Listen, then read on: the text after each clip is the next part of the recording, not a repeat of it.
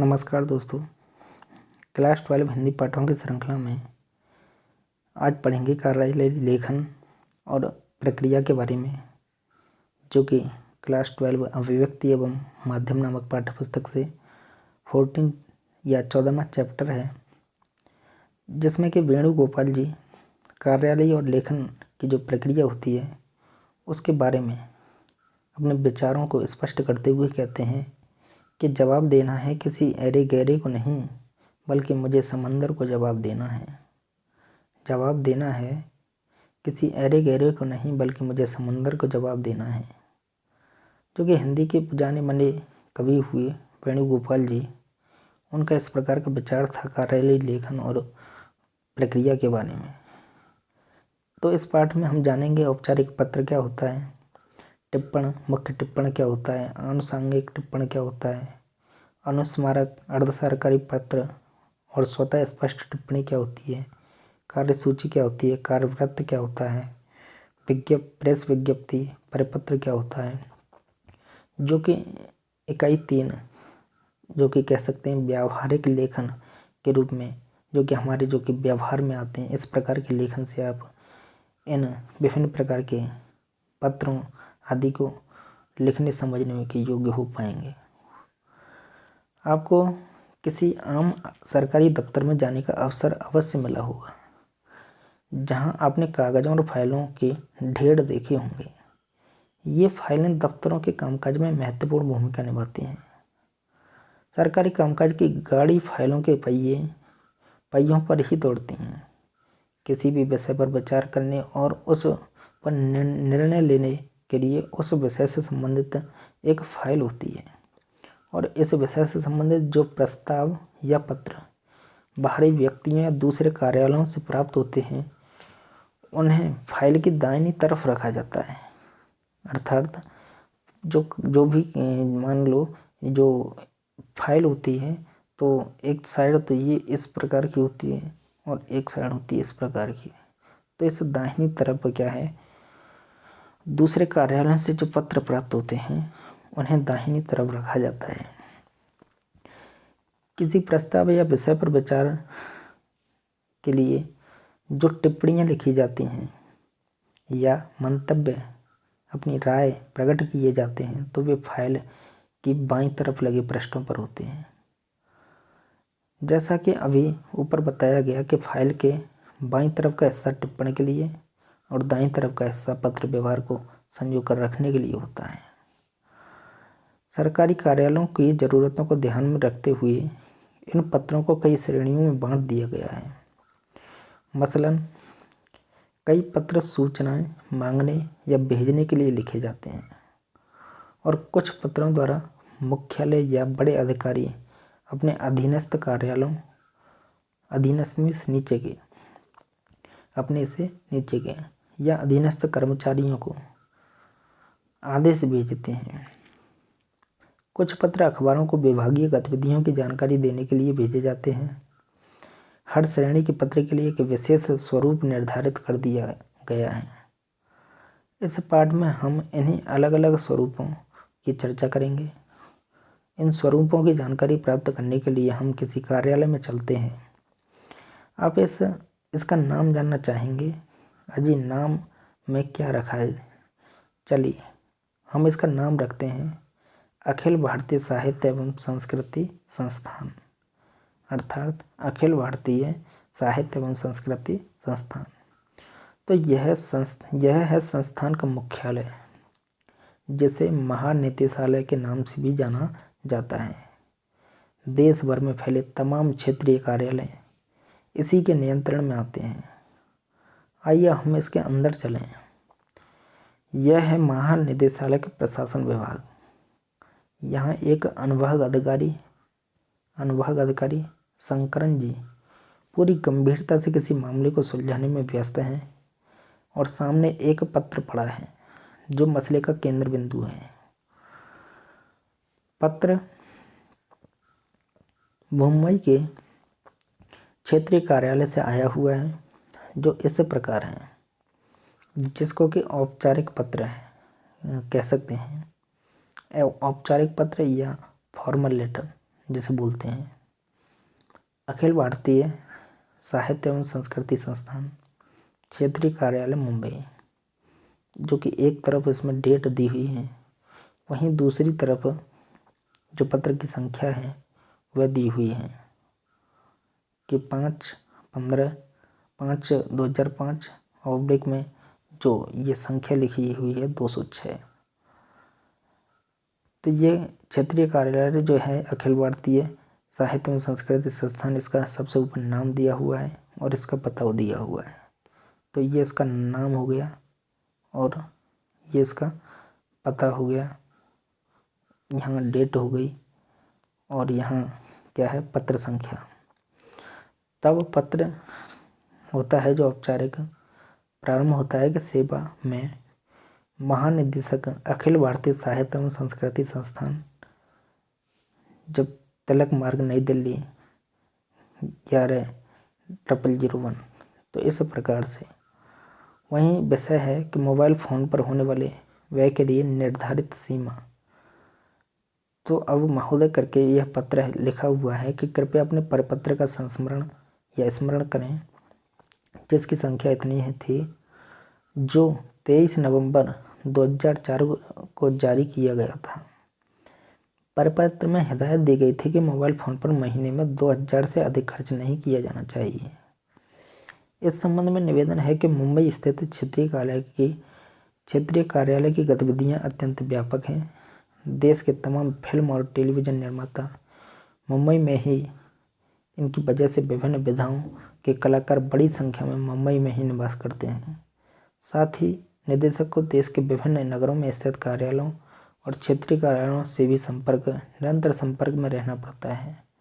साथ ही संस्थान की गतिविधियों के लिए प्रायोजक जुटाने के सिलसिले में देश के विभिन्न औद्योगिक संगठनों से भी लगातार बात करनी पड़ती है।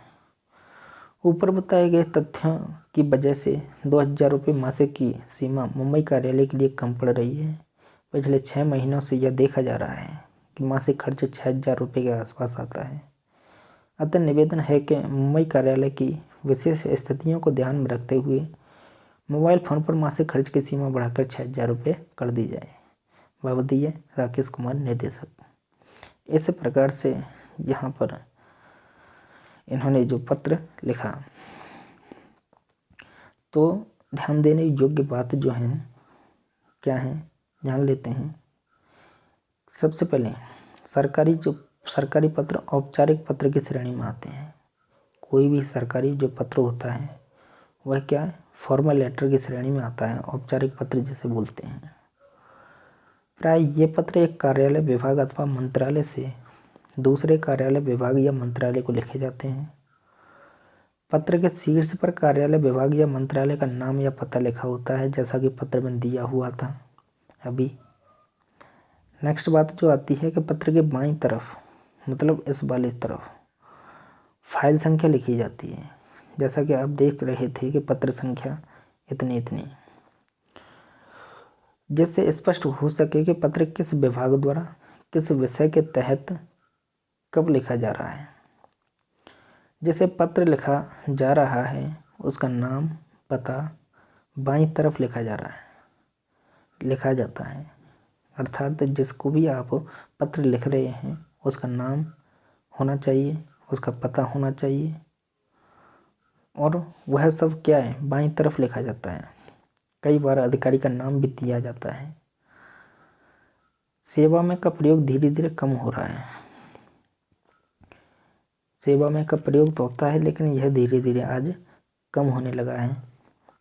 वहीं अगली बात अगर करते हैं तो मुख्य बातों में विषय शीर्षक के अंतर्गत संक्षेप में लिखा जाता है कि पत्र किस प्रयोजन के लिए या किस संदर्भ में लिखा जा रहा है। विषय के बाद बाईं तरफ महोदय संबोधन लिखा जाता है। बाईं तरफ ही महोदय संबोधन लिखा जाता है। इस प्रकार से बीच में जो होता है, पत्र की भाषा सरल एवं सहज होनी चाहिए। क्लिष्ट शब्दों के प्रयोग से बचना चाहिए। अनेक बार सटीक अर्थ प्रेषित करने के लिए प्रशासनिक शब्दावली का प्रयोग करना ही उचित है। इस पत्र के बाईं ओर प्रेषक का पता और तारीख दी जाती है। पत्र के बाईं ओर प्रेषक का पता और तारीख दी जाती है। पत्र के अंत में बहुधीय शब्द का प्रयोग अधोलेख के रूप में होता है। बहुधीय के नीचे पत्र भेजने वाले के हस्ताक्षर होते हैं। हस्ताक्षर के नीचे कोष्टक में पत्र लिखने वाले का नाम मुद्रित होता है। नाम छपा होता है। नाम के नीचे पदनाम लिखा जाता है। जिस प्रकार से आप के पत्र में अभी देख रहे थे कि यहाँ पर भवदीय लिखा हुआ है और इसके नीचे साइन, उसके नीचे राकेश कुमार छपा हुआ और वो कौन है, निदेशक हैं। तो इस प्रकार से जो पत्र हैं औपचारिक पत्र होता है, उसकी ध्यान देने योग्य बातें हैं। अब इसमें जान लेते हैं कि शंकरन जी ने पत्र को पढ़कर बुरा सा मोह बनाया। वे पत्र में बताए गए कारणों से कतई सहमत नहीं थे। उन्हें लग रहा था कि खर्च की सीमा को बढ़ाना फिजूल खर्ची को दावत देना है। अगर एक जगह ढील दे दी जाए तो ऐसी 10 मांगें लेकर लोग सामने आ जाते हैं, लेकिन यह तो उनकी व्यक्तिगत राय थी। दफ्तर का एक अपना तरीका होता है और निर्णय में अन्य दूसरे लोगों की भी भूमिका होती है। लिहाजा उन्होंने वह पत्र अपने सहायक ज्ञान प्रकाश जी को इस निर्देश के साथ भेजा कि इस प्रकार आवश्यक कार्रवाई की जाए। ज्ञान प्रकाश जी खुर्राट सहायकों में से एक हैं। विभाग में लंबे अरसे से हैं और इस वजह से वे विभागीय ज्ञान के भंडार हैं। उन्हें कार्यालय नियमावली की चलती फिरती लाइब्रेरी कहना कोई अतिशयोक्ति नहीं होगी। ज्ञान प्रकाश जी ने तुरंत वह फाइल निकाली जो मोबाइल फ़ोन के खर्च में कटौती से संबंधित थी। फाइल और इसमें लगे प्रपत्र इसमें मुखाग्र थे, अर्थात आगे आगे लगे हुए थे। फिर भी उन्होंने उन पर एक नज़र डालने के बजाय फाइल पर कुछ इस प्रकार टिप्पणी लिखी, जो कि टिप्पणी जो होती है कि फाइल में आपसे पूछा जाए तो टिप्पणी जो होती है फाइल में किस तरफ रखी जाती है, बाईं तरफ या दाईं तरफ। तो आप कमेंट बॉक्स में लिखकर इसका आंसर दें। तो मुख्य टिप्पणी या नोटिंग जिसको कहते हैं, तो उन्होंने टिप्पणी की कि यह टिप्पणी मुंबई स्थित क्षेत्रीय कार्यालय के निदेशक के उस पत्र से संबंधित है कि जिसकी संख्या इतनी थी और जो दिनांक 15 मार्च 2005 को भेजी गई थी। पत्र में यह निदेशक ने मोबाइल फ़ोन के मासिक व्यय पर लगाई गई सीमा को 2000 रुपये से 6000 रुपये तक बढ़ाए जाने का आग्रह किया है। इस संदर्भ में महानिदेशालय द्वारा दिनांक 23 नवंबर 2004 को जारी प्रपत्र पर ध्यान देना आवश्यक है, जो इस फाइल की पृष्ठ संख्या 12 पर है। इस प्रपत्र में खर्च की सीमा 2000 रुपये निर्धारित कर दी गई है और किसी भी परिस्थिति में किसी प्रकार की छूट का प्रावधान नहीं है। इस सिलसिले में कृपया इस फाइल में इसी विषय पर की गई पहले की टिप्पणी को देखें, जो पृष्ठ संख्या 8 टिप्पण पर है।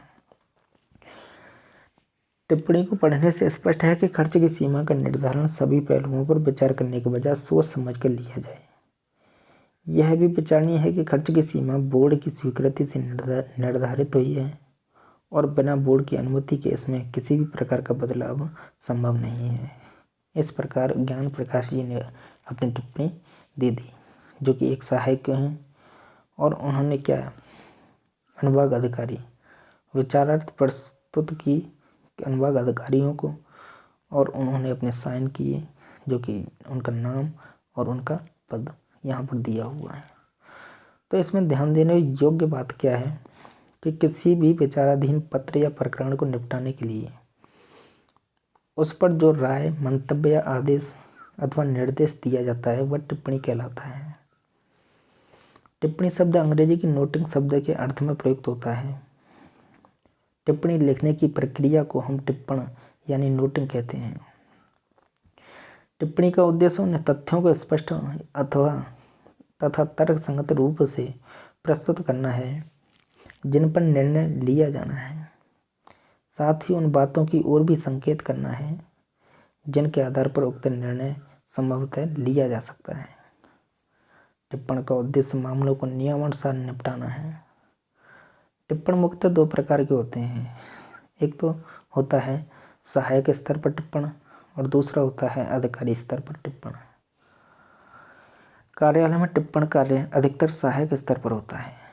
जैसे कि जो सहायक अधिकारी जी थे रामचंद्र जी, उन्होंने अपनी टिप्पणी दी, जो कि कार्यालय संबंधी एक पत्र था, उसकी टिप्पणी उन्होंने लिखी थी। इसे आरंभिक टिप्पण पर मुख्य टिप्पण कहते हैं, जिसमें सहायक विचाराधीन मामले का संक्षिप्त ब्यौरा देते हुए उसका विवेचन करता है। इस प्रकार के टिप्पण में सबसे पहले मूल पत्र या आवृत्ति जो आया हुआ है में दिए गए विवरण या तथ्य का सार दिया जाता है। फिर निहित प्रस्ताव की व्याख्या की जाती है, अर्थात तो उसमें जो प्रस्ताव लिखा हुआ होता है उसकी व्याख्या की जाती है और संबंधित नियमों विनियमों का हवाला देते हुए अपनी राय दी जाती है। टिप्पणी लिखने के बाद सहायक अधिकारी दाहिनी ओर कहाँ, जिस प्रकार से जो चंद्र प्रकाश जी जो थे उन्होंने अपने साइन किए, तो टिप्पणी लिखने के बाद सहायक अधिकारी दाहिनी ओर अपने हस्ताक्षर कर उसे अधिकारी के सम्मुख प्रस्तुत करता है। जिस अधिकारी को प्रस्तुत किया जाना है उसका पदनाम वहाँ बाईं ओर लिखा जाता है। अर्थात उन्होंने क्या किया था पत्र में, टिप्पण में, तो यहाँ पर सहायक अधिकारियों के लिए विचारार्थ प्रस्तुत किया था और जहाँ पर सहायक अधिकारी जो थे रामचंद्र जी, उसमें उन्होंने अपना नाम पदनाम और वहाँ उनके साइन, जिस प्रकार से आप देख सकते थे अभी। तो टिप्पणी अपने आप में पूर्ण रूप से एवं स्पष्ट होनी चाहिए। इसमें असली मुद्दे पर अधिक बल देना चाहिए। टिप्पणी लिखने से पूर्व सहायक के लिए संबंधित विषय को समझना बहुत आवश्यक होता है। टिप्पणी संक्षिप्त, विषय संगत, तर्कसंगत और क्रमबद्ध होनी चाहिए। टिप्पणी जो होती है संक्षिप्त होनी चाहिए, विषय संगत होनी चाहिए, तर्क संगत होनी चाहिए और क्रमबद्ध होनी चाहिए। टिप्पणीकार को अपने विचार संतुलित एवं शिष्ट भाषा में देने चाहिए।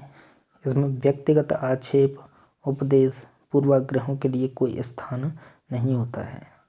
टिप्पणी सदैव अन्य पुरुष शैली में लिखी जाती है। यहाँ से प्रश्न बनता है कि टिप्पणी किस शैली में लिखी जाती है, तो यह जो टिप्पणी होती है अन्य पुरुष शैली में लिखी जाती है। तो श्री ज्ञान प्रकाश जी के ज्ञान से प्रकाशित होने के बाद फाइल ऑफ शंकरन जी के पास आ गई। वे तो पहले से ही भरे बैठे थे। ज्ञान प्रकाश जी की टिप्पणी को पढ़ने के बाद उनकी बाछें खिल गईं। ज्ञान प्रकाश जी की मुख्य टिप्पणी के नीचे उन्होंने अपनी आनुषंगिक टिप्पणी कर दी, कुछ इस प्रकार से दर्ज की। अर्थात सबसे पहले कार्यालय का जो लेटर था, फॉर्मल लेटर, औपचारिक पत्र, उसके बाद उस पर टिप्पणी की गई और उसके बाद क्या हुआ, आनुषंगिक टिप्पण हुआ। क्या कि मैं ऊपर लिखी टिप्पणी से सहमत हूँ। साथ ही इस और भी ध्यान दिलाना चाहता हूँ कि मुंबई कार्यालय के निदेशक पिछले 6 महीने से निर्धारित सीमा से अधिक खर्च करते रहे हैं, जो परिपत्र का उल्लंघन है, क्योंकि परिपत्र में किसी प्रकार की छूट का प्रावधान नहीं है। अतः अतिरिक्त जो राशि निर्देशक द्वारा देय होनी चाहिए, यह राशि निर्देशक के वेतन से काटी जा सकती है। तो इसको विचारार्थ प्रस्तुत कर दिया उपनिदेशक को, किस प्रशासन, वहाँ जी प्रकाश शंकरन। अर्थात कह सकते हैं कि जो टिप्पणी थी वह अनुभाग अधिकारी को विचारार्थ प्रस्तुत की गई थी सहायक के द्वारा।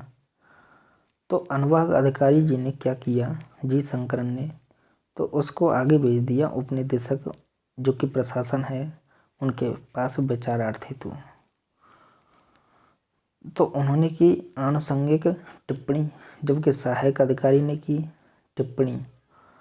अब ध्यान देने योग्य बातें क्या हैं कि सहायक आरंभिक और मुख्य टिप्पणी को जब संबंधित अधिकारी के पास भेजता है तो वह अधिकारी टिप्पणी पढ़ने के बाद नीचे मंतव्य लिखता है, अपनी राय लिखता है, और इसे ही आनुषंगिक टिप्पणी कहते हैं और यह क्रिया आनुषंगिक टिप्पण कहलाती है। अगर अधिकारी अपने अधीनस्थ की टिप्पणी से पूरी तरह सहमत है तो इस प्रकार की टिप्पणी की आवश्यकता नहीं होती। अधिकारी अधीनस्थ की टिप्पणी के नीचे या तो केवल हस्ताक्षर वर्क करता है या मैं उपयुक्त टिप्पणी से सहमत हूँ लिखता है। इस प्रकार से अगर अधिकारी अपने अधीनस्थ की टिप्पणी से पूरी तरह सहमत है मगर उसे और सशक्त और तर्कसंगत बनाने के लिए अपनी ओर से कुछ जोड़ना चाहता है तो वह अपना मंतव्य आनुषंगिक टिप्पणी के रूप में दर्ज कर देता है। अर्थात आनुषंगिक अगर टिप्पणी वह नहीं करता तो आनुषंगिक टिप्पणी वह करता है तो उसमें उसको अपनी ओर से कुछ जोड़ना पड़ता है। अगर नहीं करता तो मैं इस टिप्पणी से सहमत हूँ इतना कह के वह साइन कर देता है। यदि अधिकारी पूर्णतः असहमत है या आंशिक रूप से सहमत है, कुछ रूप से सहमत है, तब तो वह अपने तर्क और कारणों के साथ अपनी आनुषंगिक टिप्पणी करता है। पूरी तरह से असहमत होने पर अधिकारी को अधीनस्थ को टिप्पणी को काटने, बदलने या हटाने का अधिकार नहीं है। अर्थात जो भी अधिकारी को जो अधीनस्थ टिप्पणी को काटने या बदलने या हटाने का अधिकार नहीं होता है, वह केवल अपनी सहमति, आंशिक सहमति या असहमति व्यक्त करता है। आनुषंगिक टिप्पणी प्रायः संक्षिप्त होती है, लेकिन असहमति की स्थिति में कई बार यह इस प्रकार की टिप्पणी बड़ी भी हो सकती है। लेकिन असहमति के रूप में वह बिल्कुल इसे नकार रहा है, लेकिन हटा तो नहीं सकता, लेकिन अपनी सहमति जरूर देगा उस असहमति के रूप में, और तर्क सहित वह बड़ी टिप्पणी भी लिख सकता है। अब फाइल एक और सीढ़ी चढ़कर राजकुमार शर्मा जी की मेज पर आ गई। जो उपनिदेशक अर्थात प्रशासन है, कामकाज को वे बड़ी ही दक्षता और फुर्ती से निपटाते हैं। वे नियमों के पाबंद हैं और उसमें कोताही उन्हें पसंद नहीं।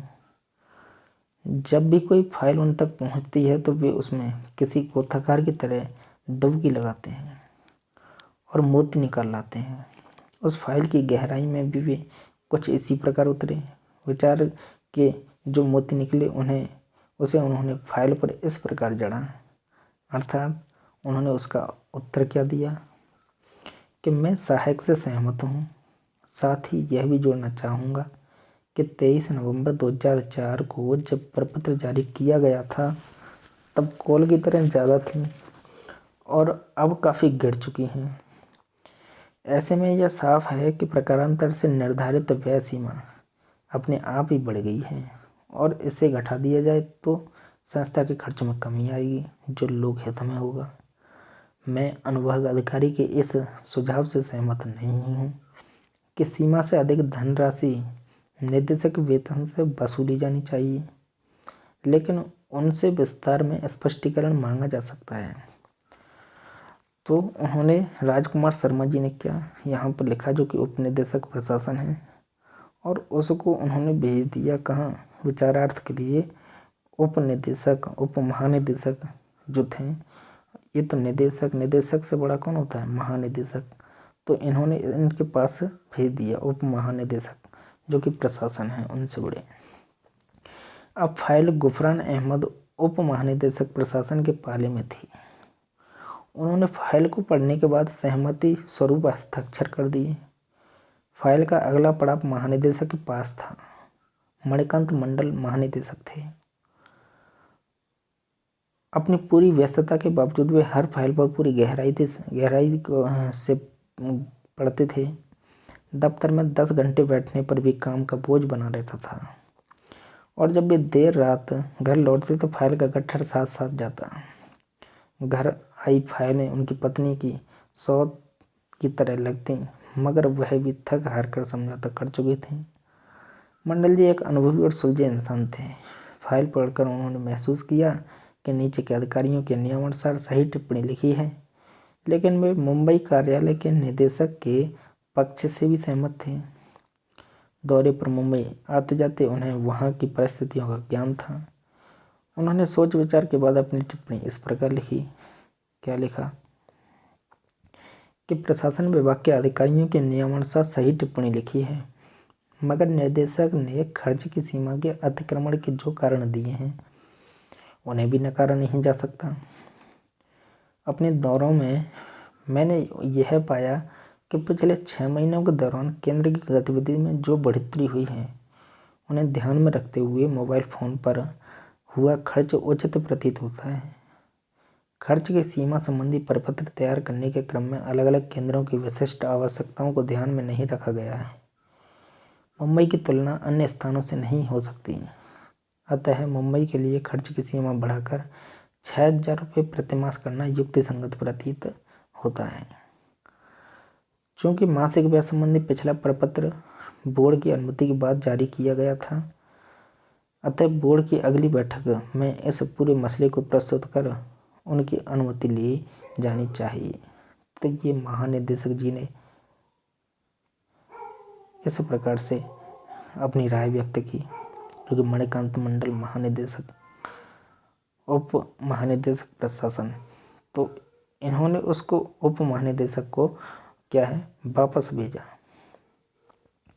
वापस भेजा मतलब जहाँ आके एंड हो जाता है कह सकते हैं। उधर अपने पत्र का कोई जवाब न पाकर मुंबई केंद्र के निदेशक राकेश कुमार जी चिंता में पड़ गए। उन्होंने महानिदेशालय को अपनी पहली चिट्ठी की याद दिलाने के लिए स्मरण पत्र या अनुस्मारक या जिसको रिमाइंडर बोलते हैं वह भेजा। स्मरण पत्र, स्मरण में याद दिलाना, अनुस्मारक जिसे बोलते हैं कि किसी पत्र की याद दिलाना कि जो पहले भेजा हुआ था और अब उसको रिमाइंड किया जा रहा है। अनुस्मारक या स्मरण पत्र कुछ इस प्रकार था कि अखिल भारतीय साहित्य एवं संस्कृति संस्थान क्षेत्रीय कार्यालय मुंबई, वही कि इस प्रकार मोबाइल फोन पर होमवर्क निर्धारित सीमा, अर्थात उन्होंने लिखा कि कृपया उपयुक्त विषय पर इस कार्यालय द्वारा भेजे गए संख्यक पत्र का स्मरण करें जो 15 मार्च 2005 को भेजा गया था।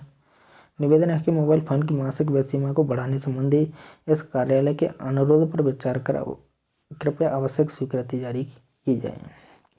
अर्थात इतना सा जो पहले पत्र तो वह भेज चुके हैं, लेकिन उसी पत्र की याद दिलाने के लिए क्या है कि वह स्मरण पत्र के रूप में एक क्या भेजा जाता है, अनुस्मारक या स्मरण पत्र जिसको बोलते हैं वह होता है। तो उसमें पूरी डिटेल नहीं लिखी होती है, लेकिन उस के बारे में याद दिलाने के लिए यह क्या है स्मरण पत्र है, जिसमें कि ध्यान रखने योग्य बातें जो होती हैं कि जब किसी पत्र, ज्ञापन इत्यादि का उत्तर समय पर प्राप्त नहीं होता तो याद दिलाने के लिए अनुस्मारक भेजा जाता है, उसे ही स्मरण पत्र भी कहते हैं। इसका प्रारूप औपचारिक पत्र की तरह ही होता है मगर आकार में छोटा होता है। अनुस्मारक के शुरू में पूर्व पत्र का हवाला दिया जाता है, अर्थात जो पहले वाला जो पत्र होता है उसके बारे में बताया जाता है जिससे कि उन्हें याद आ जाए। जब एक से अधिक अनुस्मारक भेजे जाते हैं तो पहले अनुस्मारक को अनुस्मारक 1, दूसरे को अनुस्मारक 2, तीसरे को अनुस्मारक 3 इत्यादि लिखते हैं। महानिदेशक ने इस अनुस्मारक को गुफरान अहमद उप महानिदेशक के पास इस हिदायत के साथ भेजा कि मुंबई कार्यालय के निदेशक को एक अंतरिम उत्तर भेज दिया जाए। गुफरान अहमद के पास फाइल भी लौट चुकी थी। महानिदेशक ने निचले अधिकारियों द्वारा की गई अनुशंसा को बिल्कुल ही उलट दिया था। यह बात एक क्षण के लिए गुफरान अहमद को चुभी तो जरूर, लेकिन अनुभव ने उन्हें अच्छी तरह सिखा दिया था कि कार्यालय के दैनिक कार्य व्यापार में ऐसी उलटफेर होती ही रहती हैं और इसे खेल भावना से ही लिया जाना चाहिए। उन्होंने तय किया कि बोर्ड की स्वीकृति के लिए भेजी जाने वाली टिप्पणी वे स्वयं ही तैयार करेंगे और राकेश कुमार को अंतरिम उत्तर भी खुद ही भेजेंगे। मुंबई केंद्र के निदेशक राकेश कुमार को उन्होंने एक अंतरिम उत्तर अर्ध सरकारी पत्र जिसे डीओ लेटर कहते हैं उसके रूप में भेजा। तो अर्ध सरकारी पत्र कुछ इस प्रकार से था कि अखिल भारतीय साहित्य एवं संस्कृति संस्थान महानिदेशालय, नई दिल्ली, 4 मई 2005। तो गुफरान अहमद उप महानिदेशक। तो प्रिय श्री कुमार कृपया 15 मार्च 2005 और 26 अप्रैल 2005 को भेजे गए अपने पत्रों का स्मरण करें, जो कि मोबाइल फ़ोन पर किए जाने वाले मासिक व्यय की सीमा बढ़ाने के बारे में थे। आपसे आपके अनुरोध पर कार्रवाई की जा रही है, चूँकि व्यय सीमा में बढ़ोतरी के लिए बोर्ड की अनुमति आवश्यक है। अतः हम इस मसले को बोर्ड की अगली बैठक में प्रस्तुत करेंगे। इस मसले पर बोर्ड के निर्णय से हम आपको अवगत करा देंगे। शुभकामनाओं सहित आपका गुफरान अहमद, निदेशक श्री राकेश कुमार, दूरदर्शन केंद्र मुंबई। तो उन्होंने डायरेक्ट राकेश कुमार जी को, जो कि दूरदर्शन केंद्र मुंबई अखिल भारतीय संस्थान के लिए यह अर्ध सरकारी पत्र भेज दिया। अब इसमें जो बात आती है ध्यान रखने योग्य क्या है कि औपचारिक पत्र के विपरीत औपचारिक पत्र जो होता है उससे ठीक उल्टा यह होता है। अर्ध सरकारी पत्र में अनौपचारिकता का पुट होता है, इसमें एक मैत्री भाव होता है। अर्ध सरकारी पत्र तब लिखे जाते हैं जब लिखने वाला अधिकारी संबंधित अधिकारी को व्यक्तिगत स्तर पर जानता है। अर्ध सरकारी पत्र तब लिखे जाते हैं जब लिखने वाला अधिकारी संबंधित अधिकारी को व्यक्तिगत स्तर पर जानता है, तब वह अर्ध सरकारी पत्र लिखता है। इस प्रकार का पत्र ऐसी स्थिति में भी लिखा जाता है जब किसी खास मसले पर संबंधित अधिकारी का ध्यान व्यक्तिगत रूप से आकर्षित कराया जाता है या उसका व्यक्तिगत परामर्श लिया जाए। प्रारूप में बाईं ओर शीर्ष पर प्रेषक का नाम होता है, इसके नीचे उसका पदनाम। प्रारूप में बाईं ओर शीर्ष पर अर्थात ऊपर बाईं ओर क्या होता है, प्रेषक का नाम होता है और इसके नीचे उसका पदनाम होता है। अर्ध सरकारी पत्र के लिए अमूमन कार्यालय के लेटर हेड का प्रयोग होता है अगर उपलब्ध हो तो। पत्र के प्रारंभ में संबोधन के रूप में महोदय या प्रिय महोदय का प्रयोग नहीं होता। ऐसे पत्र में आमतौर पर प्रयोग किया जाने वाला संबोधन होता है प्रिय श्री या प्रिय वर्श्री हो सकता है। पत्र के अंत में अधोलेख के रूप में दाहिनी ओर क्या है, बहुदीय के स्थान पर आपका का प्रयोग किया जाता है। अंत में बाईं ओर संबंधित अधिकारी का नाम, पदनाम और पूरा पता दिया जाता है।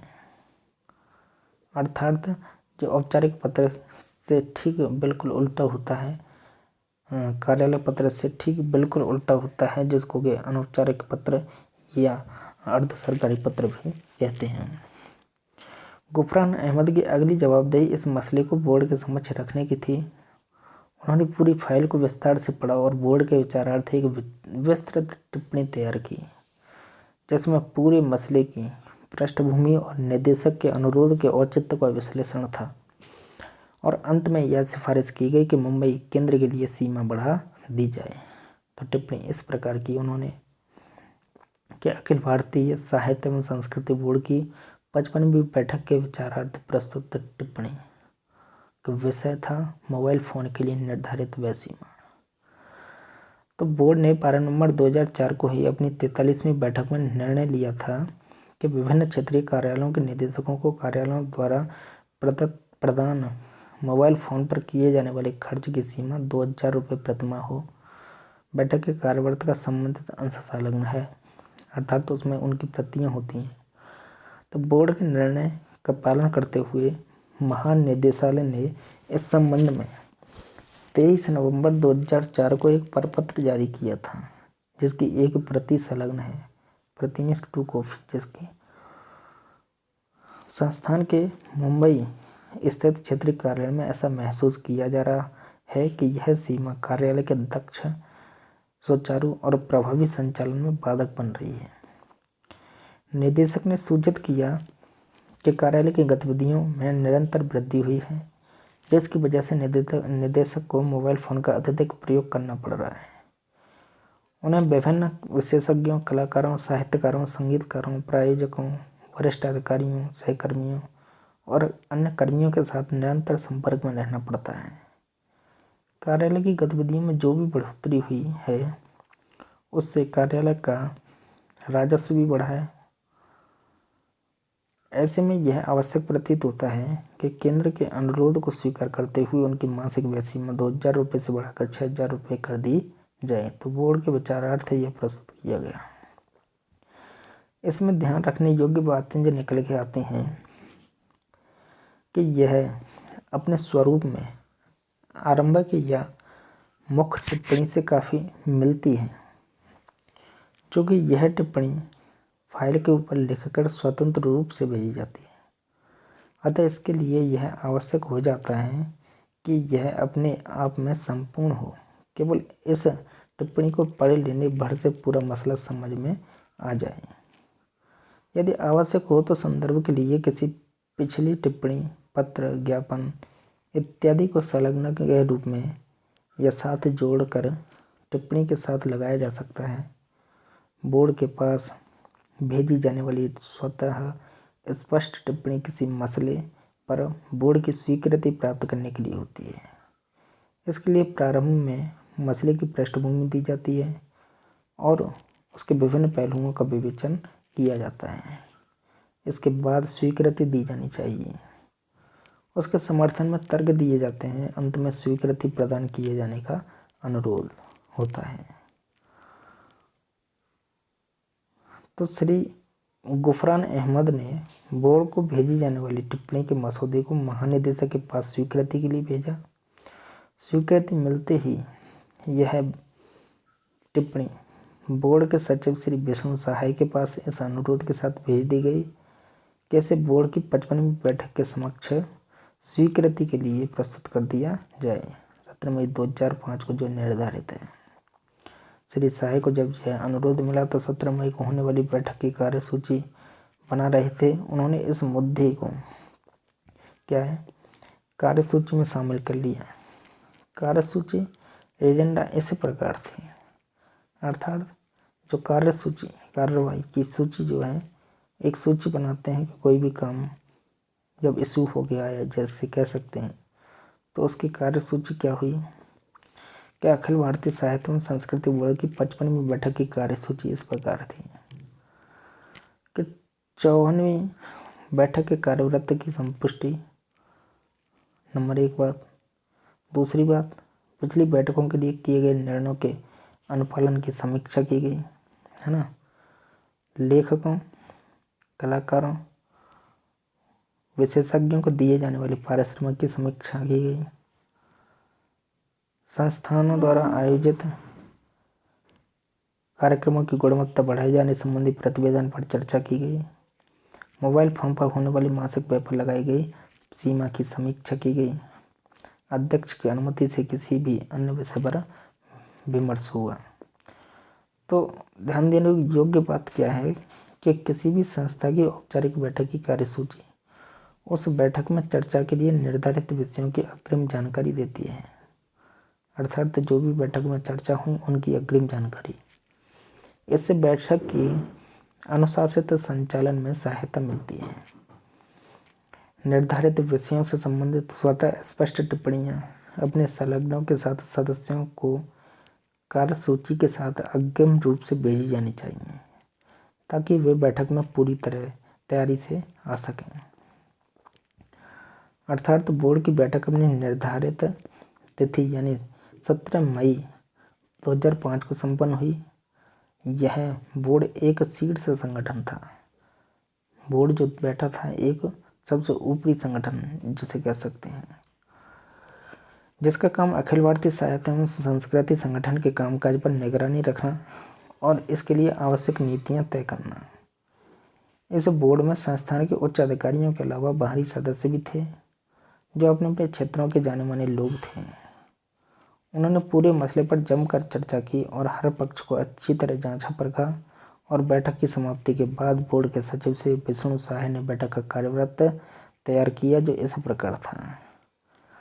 अर्थात पूरा कार्यवृत्त या जिनको मिनट्स भी बोलते हैं वह इस प्रकार से था कि दिनांक 17 मई 2005 को आयोजित अखिल भारतीय साहित्य एवं संस्कृति बोर्ड की 55वीं बैठक का कार्यवृत्त क्या रहा। अखिल भारतीय इसकी 55वीं बैठक बोर्ड मुख्यालय के समिति कक्ष में दिनांक 17 मई 2005 को संपन्न हुई। बैठक की अध्यक्षता बोर्ड के अध्यक्ष श्री नरेंद्र देसाई ने की।